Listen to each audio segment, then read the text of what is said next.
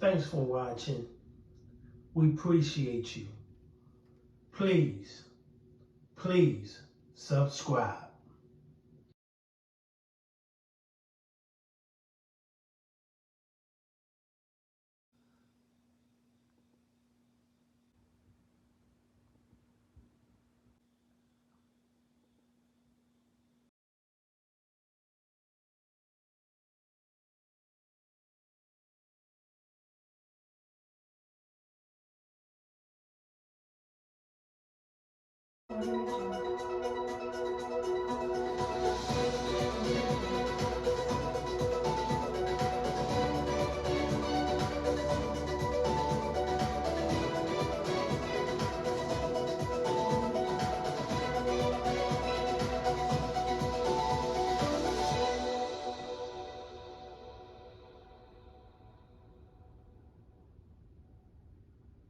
The I-team is learning new details about this woman killed at the Southside apartment complex this week.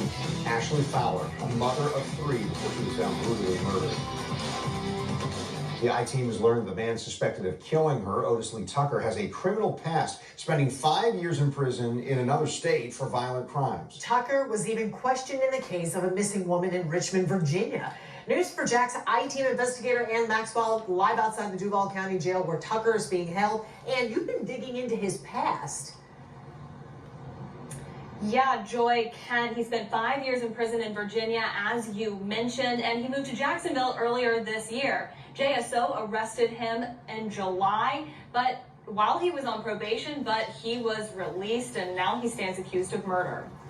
She was funny, she was goofy. Taylor Fowler says life will never be the same without his sister Ashley. She leaves behind 3 sons. When she loved her kids, that was definitely a focus. On Tuesday night, JSO reports officers found her body on the living room floor of an apartment at the Auburn Glen complex after getting a call about a disturbance. A neighbor said they heard banging and screaming. Fowler says his sister was beaten and strangled, but they're still waiting on the official autopsy. It's unbelievable. It still doesn't feel real right now. Otis Lee Tucker is now charged with tampering with evidence and murder. Investigators say it wasn't premeditated. According to JSO, Tucker was picked up while walking on the sidewalk in this area of Bowden Road about 12 hours after the murder. This is about an 8-minute drive from the murder scene. Fowler says the family had never heard of Tucker and that his sister Ashley would walk through the Auburn Glen complex as a shortcut, but wasn't known to hang out there. As the details come out, it just makes it still more just unbelievable and shocking. It feels like a movie. I hate to compare it to a movie, but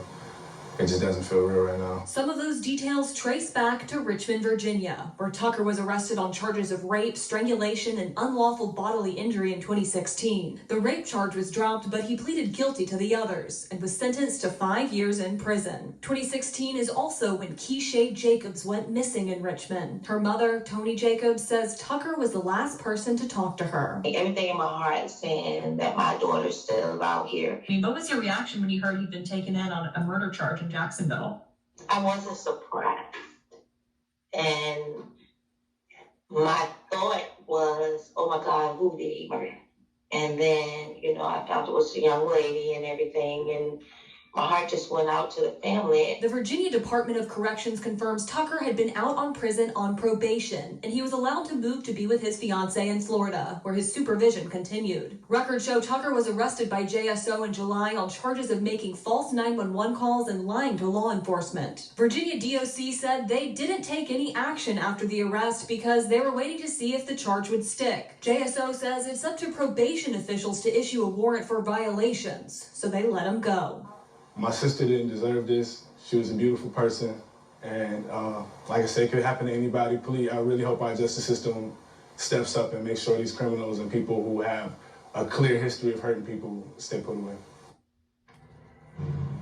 Local media in Richmond, Virginia reported last November that Tucker was sentenced to another 2 years in prison for beating a fellow inmate.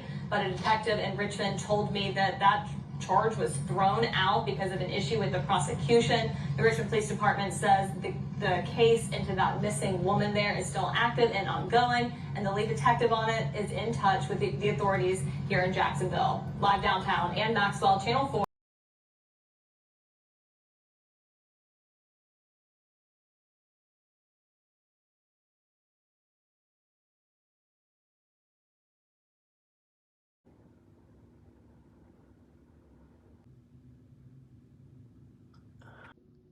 Thanks for watching.